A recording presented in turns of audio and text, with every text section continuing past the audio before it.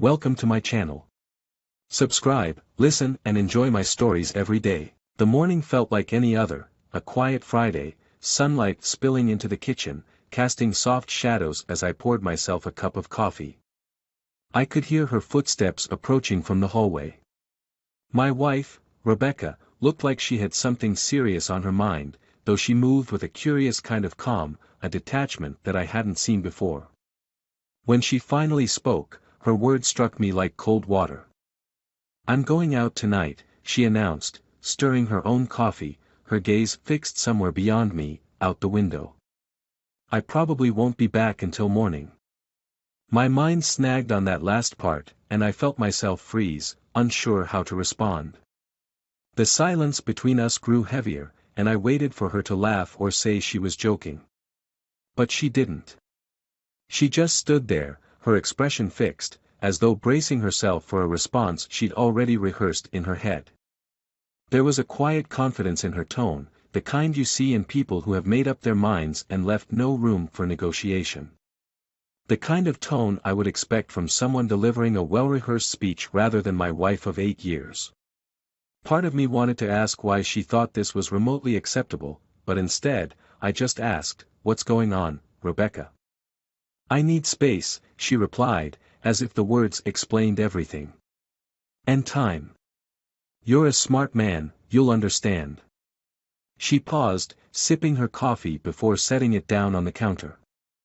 "I still love you, I just need something different. I feel trapped, and I need to explore what's out there, even if just for a while." The reality of what she was saying started to sink in, slowly at first, then all at once. She was asking, no, telling me, that she planned to step out of our marriage for the night. Her words felt mechanical, as if she were reading from a script. "You know, people aren't meant to be monogamous forever," she continued, almost conversationally, like she was discussing a new book or a podcast she'd heard. "It's society that's rigid. And I don't want to live that way anymore." I held back the urge to react immediately, sensing that any outburst would only solidify her resolve. Instead, I just watched her, trying to process this bizarre conversation. She noticed my silence and took it as permission to go on. "It's not like I don't love you," she said, gesturing with her hands as if explaining a simple fact. "But I need to find myself again. To reconnect with who I was before we were together." Her words felt as cold and deliberate as the morning light, and I could feel something inside me snap. There I was, staring at the woman I'd shared a life with, wondering how she could sit there so calmly, talking about stepping out of our marriage like it was the most natural thing in the world. "And what do you expect me to do with all this?" I asked finally, my voice surprisingly calm, even to me. "I expect you to understand," she replied, her gaze meeting mine for the first time since the conversation had begun. "I mean, you're strong enough to handle it, right? You're mature. You know it's not about you, it's about me. And if you really love me, you'll let me have this without making it into a big deal." The request, or rather the expectation, was absurd.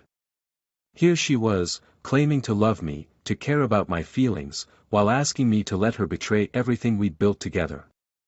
There was an absurdity to it that made me almost laugh, though nothing about it felt funny. She seemed to sense my disbelief and responded with a sigh, adding, "If you let me have this, I promise to be better. I'll be more attentive. I'll be more present, more loving. I'll be everything you need, if you just let me do this one thing for myself." The arrogance of her request, the cold way she delivered it, struck a nerve in me. I could feel anger boiling just beneath the surface, yet somehow, the words I said in response surprised even me. "I'd rather not," I replied, my voice steady and measured, as if I were simply declining a second cup of coffee. That simple phrase seemed to throw her off. She stared at me, trying to understand my reaction, likely expecting anger or tears, maybe a pleading question asking what went wrong. Instead, I'd given her something she hadn't prepared for, indifference. "Are you serious?" she asked, her eyes narrowing as if she were trying to find something in my face that would confirm this was all just a misunderstanding. "Completely," I replied, meeting her gaze. If that's what you want, fine. But I won't pretend it doesn't hurt. And I won't pretend I can just sit here waiting for you to come home whenever you're done with whatever it is you think you need to do. The words felt final, like slamming a door shut in my mind. She huffed, as though my refusal were a minor inconvenience rather than a boundary. Well, then maybe you're not as understanding as I thought, she said, her voice carrying a note of disappointment, almost as if she were scolding a child for not behaving. A silence settled between us, heavier and darker than before. In that moment, I realized that something had shifted irreparably. I wasn't just looking at my wife, I was looking at a stranger, someone who was willing to justify the betrayal of everything we'd built together with twisted logic and meaningless clichés. Well, she said, her tone clipped, if that's how you want to be, then fine. But I'm still going out tonight. She seemed to search my face for a reaction, perhaps hoping I'd break, that I'd back down or change my tune. But I didn't. I simply gave her a curt nod and walked out of the kitchen, leaving her to stew in the silence. As I walked down the hall to my home office, I felt a strange calm wash over me. The anger was still there, but it had transformed into something colder, more focused. I wouldn't scream or shout, I wouldn't let her see me crumble. Instead, I began to consider my options, slowly, methodically. That day, I made my own preparations. I called a lawyer, asked a few questions, started putting together a mental checklist of what would come next. I didn't know exactly how things would play out, but I knew one thing with certainty, I was done being the understanding husband. She could play her games, follow whatever misguided path she wanted, but I wouldn't be there waiting for her on the other side. By the time she left that evening, barely offering me a glance on her way out the door, I had already decided my course. I let her leave without a word, watching her car pull out of the driveway from the window. I watched until her taillights disappeared, feeling a kind of grim satisfaction. The house was quiet that evening. The silence felt different, almost dense, as if it carried the weight of the decision that Rebecca had made. Normally, a quiet night meant comfort, a chance to relax, maybe catch up on a show or read. But tonight, the stillness felt like a hollow void, a reminder of the betrayal that had unfolded that morning in our kitchen. I sat at my desk, absently staring at a blank page on my laptop. Words wouldn't come, instead, my mind kept drifting to the years we had shared. Memories filtered through my mind like old photographs, the early days of our relationship, when everything had felt thrilling and new, the nights we'd stay up talking, the small traditions we'd created together over time. All of it felt distant now, tainted by the cold, matter-of-fact tone she had used to ask for her freedom. It wasn't long before anger started to seep in, pushing aside the sadness that had initially gripped me. Anger at how callously she had tossed aside our commitment, how lightly she seemed to regard our history. I could see her face in my mind, looking at me with that strange combination of entitlement and condescension, as though she were doing me a favor by being honest about her intentions. The more I thought about it, the more I realized that this wasn't just a one-time thing. Her words and actions were symptoms of something deeper, a disregard for everything we had built together. I was no stranger to occasional disagreements or rough patches, but I had always thought we were strong enough to handle them. We weren't perfect, but who is? What hurt the most was that she hadn't even tried to address whatever issues she claimed to have. She hadn't come to me with a problem, she had come to me with a demand. A soft vibration on my phone broke through my thoughts. It was a message from one of our close friends, Andy. He and I had been close since college, and he had been there through the highs and lows of my relationship with Rebecca. Normally, a message from him would be casual, maybe a link to a funny article or an update on his latest dating misadventures. But tonight, it was different. "Hey man, saw Rebecca at Tryst," his message read. "She's with some guy I don't recognize. Figured I'd give you a heads up." The words hit me like a punch to the gut. I could picture her, dressed up and laughing, probably touching his arm the way she used to do with me when we were out on dates. She had wasted no time, it seemed, out there with some stranger as if she hadn't just torn our marriage apart that very morning. The anger inside me ignited into a slow, simmering rage. I debated replying to Andy, but what was there to say? The shame of the situation felt like a weight pressing down on me, and I couldn't bring myself to type out a response.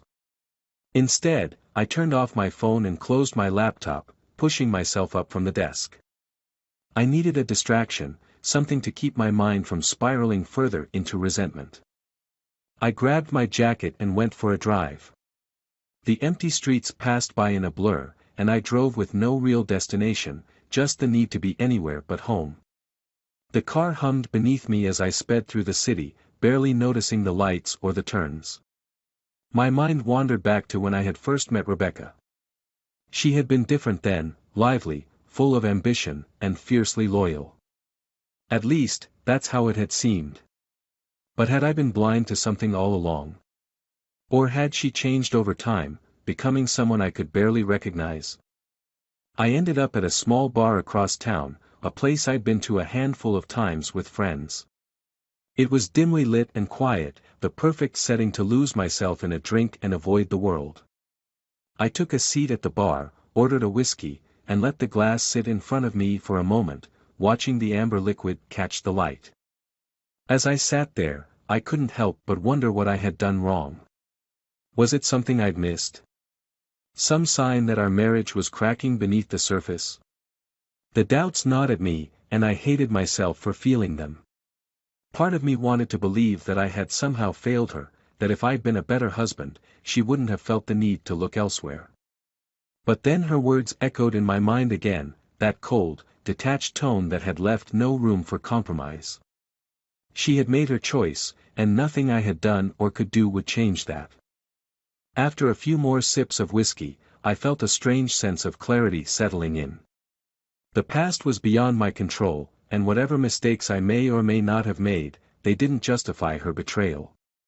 She had chosen to walk away, to break the vows we had made, and that choice was hers alone.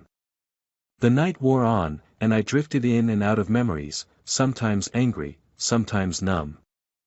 I thought about what I would do next, how I would move forward from this mess.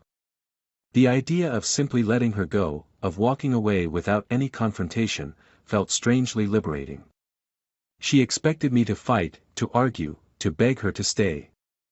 She wanted the drama, the validation that came from knowing she had the power to hurt me. But maybe the best revenge was to deny her that satisfaction. A new determination took root within me. I wouldn't stoop to her level. I wouldn't give her the reaction she expected. Instead, I would prepare my exit quietly, methodically. If she wanted a life without me, then I would grant her that wish, and I would do it in a way that left no room for her to return. With that resolve in mind, I finished my drink and left the bar, heading back to the house that no longer felt like a home. When I walked in, the silence was still there, but it felt different. This time, it was a silence I could live with, a clean slate, a chance to rebuild without the weight of her betrayal hanging over me. I spent the next few days putting my plan into action. I made appointments with my lawyer, gathering the necessary documents, setting up a plan to protect my finances. I arranged for some time off work, citing a family emergency, so I could focus on disentangling myself from the life Rebecca and I had shared. I went through our joint accounts, closing what I could, moving funds to an account in my name only, taking every precaution to ensure I wouldn't be left in ruins once the dust settled. Rebecca seemed oblivious to my actions, moving through the days with the same casual confidence she had shown that first morning. She spent more nights out, barely acknowledging me when she returned, and I didn't ask where she had been. The less I knew, the easier it was to focus on my goal, freedom. The final step came when I boxed up her belongings, packing away the reminders of her that cluttered the house. Each item I placed in those boxes felt like shedding a piece of the weight she had brought into my life. Photos, gifts, little souvenirs from trips we'd taken together, all of it went into storage, clearing the space for whatever came next. And then, finally, I was ready. With the papers signed, the accounts sorted, and the house empty of her presence, I sat down at the kitchen table one last time. I looked around, feeling a mixture of relief and sadness, the two emotions tangled together like threads in a frayed rope. But more than anything, I felt a sense of calm, a quiet assurance that I had done everything I needed to do to protect myself from her betrayal. The only thing left was to let her know. But there would be no dramatic confrontation, no final argument. I had already written a note, brief and to the point, explaining that I was leaving, that I was done playing the role she had cast me in. I left it on the counter, folded neatly, a final goodbye to the life we had shared. With one last look around, I walked out the door, locking it behind me. As I stepped into the cool morning air, I felt a strange lightness, as though a weight had lifted from my shoulders. I didn't know what lay ahead, but I knew one thing: I was finally free. The days that followed felt like stepping into a different world, one where I was no longer tethered to the expectations or the obligations of being Rebecca's husband. It was strange, liberating, but also unsettling. I had been with her for nearly a decade, and breaking away from that shared history left a void, one that I wasn't sure how to fill. I found myself second-guessing things I had thought were certain, wondering who I was without the role of husband and partner defining me. But there was an undeniable relief in the silence. No longer did I have to brace myself for her casual disregard, or her late-night returns after unexplained absences. I no longer had to see her gaze slide past me, as if I were an old habit she was trying to shake. In the quiet of my new life, I felt something stir within me, a small glimmer of purpose, of possibility. I knew I couldn't simply linger in the remnants of what we had once shared. I needed to rebuild, to reshape my life around something stronger than her broken promises. I kept busy over the next few weeks, leaning into my work, spending more time with friends, and focusing on the small joys that had once gotten lost in the shuffle of our marriage. My friend Andy, who had sent me the message that night, became my unexpected lifeline. He seemed to understand the pain of what I'd been through without the need for explanations or apologies. Together, we'd spend late nights over beers, sharing stories from the past, laughing over old memories, and quietly acknowledging the uncertainty of the future. But while I found comfort in my friendships, there were still unresolved feelings gnawing at me. Rebecca's betrayal lingered like a ghost, haunting me in quiet moments, whispering reminders of the trust I'd once had in her. I realized that if I was truly going to move forward, I needed to confront those feelings head-on. I needed to make peace with the past, to look at what had happened without flinching, and let it go. One afternoon, I drove back to the house, the place that had once been our shared home. It felt strange pulling into the driveway, like revisiting an old wound that had barely begun to heal. The house was empty, as Rebecca had finally agreed to leave after receiving the divorce papers, but stepping inside brought everything rushing back: the arguments, the quiet despair, and the bittersweet memories of happier times. I wandered through each room, taking my time, letting myself feel the loss that I had avoided for so long. In the living room, I found one of our old photo albums on a shelf. It was a relic from the early days, filled with snapshots of vacations and family gatherings, birthdays and anniversaries. Flipping through the pages, I saw the smiles, the laughter, and the love that had once felt so real. There were moments captured in those photos that seemed like a lifetime ago, like looking into the lives of strangers. I closed the album, feeling a strange sense of closure wash over me. The love we'd once shared was real, that much I was sure of. But the people we had been in those photos were gone, replaced by versions of ourselves that couldn't coexist anymore. For the first time, I felt a kind of forgiveness, toward her, yes, but also toward myself. I had done my best, I had given her my trust, my love, and my commitment. I hadn't failed her, she had chosen a different path, one that didn't include me. As I left the house for the last time, I knew I was finally ready to move forward. The weight of those memories felt lighter, like a chapter that had closed, leaving me with the freedom to write something new. In the weeks that followed, I began rebuilding my life from the ground up. I moved to a new apartment across town, a place with big windows that let in plenty of light and overlooked the city.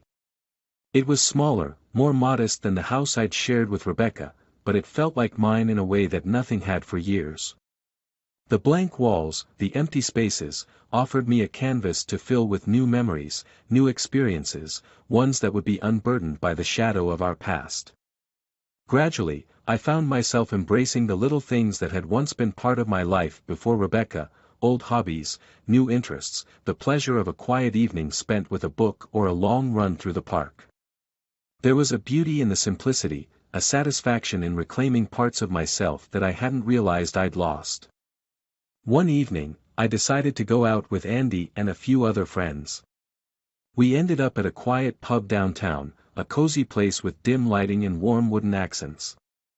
It was the kind of place where people went to unwind, to talk and laugh without the distraction of blaring music or flashing lights.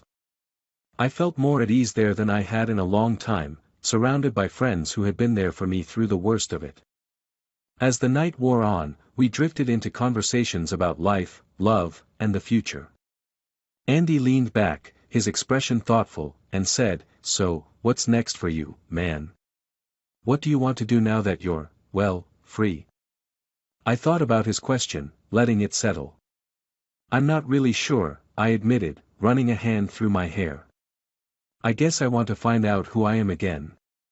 Figure out what matters to me, what I want from life."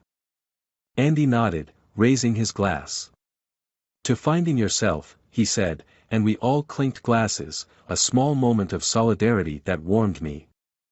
At some point during the evening, a woman at the bar caught my eye. She was sitting with a friend, laughing over something, her smile bright and genuine. She had an air of confidence about her, a quiet strength that reminded me of who I wanted to be. She noticed me watching and gave a small, friendly smile, a simple gesture that stirred something unexpected in me, a glimmer of possibility, of something new waiting to be explored. I didn't approach her that night. It wasn't time, not yet. But the fact that I could even imagine it felt like progress, a small step forward in a journey that was only just beginning. I was no longer haunted by the past, no longer burdened by the weight of betrayal. I had taken my first steps toward a new life, one built on my terms, free from the expectations or judgments of anyone else. As I walked back to my apartment later that night, the city lights stretching out before me, I felt a strange mixture of hope and uncertainty. The road ahead was still uncharted, full of unknowns and possibilities that I couldn't yet see. But for the first time in a long time, I wasn't afraid. The future felt open, a blank slate that was mine to shape, mine to fill with whatever I chose. In that quiet moment, with the city humming around me, I realized that I was ready.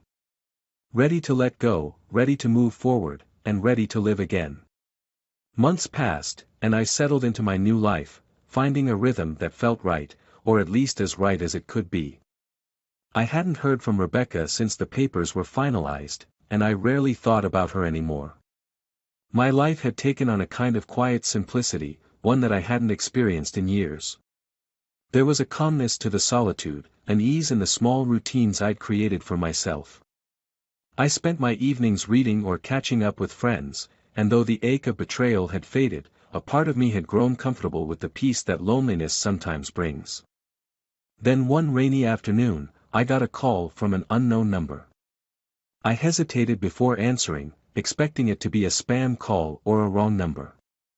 But a hesitant voice on the other end made my heart drop. "Hi. It's me. Rebecca."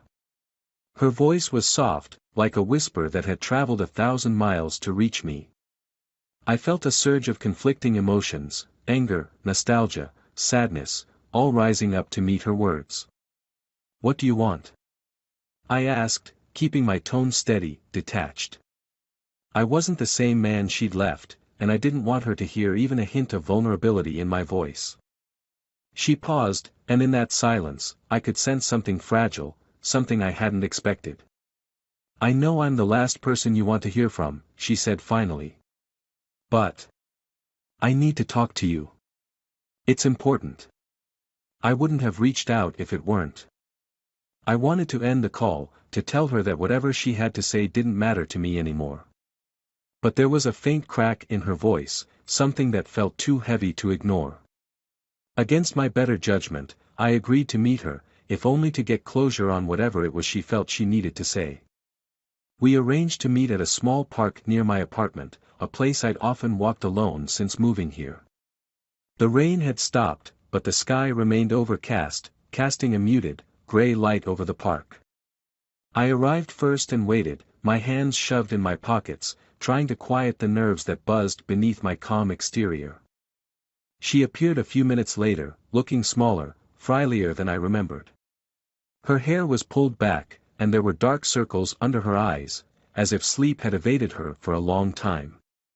She hesitated before walking over, and when she finally reached me, she looked up with a faint, sad smile. "Thank you for meeting me," she said, her voice barely above a whisper. I nodded, keeping my expression neutral. "What's this about, Rebecca?" She took a deep breath, her gaze falling to the ground. "I wanted to apologize," she began, her voice breaking slightly. "I know that doesn't mean much after everything I put you through, but I need you to know that I regret it. Every single day. I thought that I needed freedom, that there was something more for me out there. But I was wrong. And by the time I realized it, it was too late." I remained silent, not wanting to offer any comfort. I'd spent too many nights picking up the pieces of her choices, piecing myself back together one painful moment at a time. Rebecca looked up, meeting my eyes with a desperation that surprised me. "I know you've moved on, and I don't expect forgiveness. I'm not even sure I deserve it. But there's something you don't know, and I wanted you to hear it from me." A strange sense of dread settled over me as I waited for her to continue. She took a shaky breath, steadying herself, and her next words cut through me like ice. "I'm sick, Mark," she said quietly, her eyes glistening with unshed tears. "I was diagnosed a month ago. It's cancer. Late stage. They're not sure how much time I have." The words hung between us, sinking into the silence like stones thrown into a deep well. I felt my pulse quicken, my mind struggling to process the enormity of what she'd just said. Part of me wanted to doubt her, to chalk it up to some twisted manipulation, a way to reel me back into her life. But the sadness in her eyes told a different story, one I couldn't ignore. "I didn't know who else to turn to," she continued, her voice trembling. "I've lost touch with so many people, burned so many bridges. I don't expect anything from you, but I wanted to be honest. I didn't want this to be something you heard through someone else."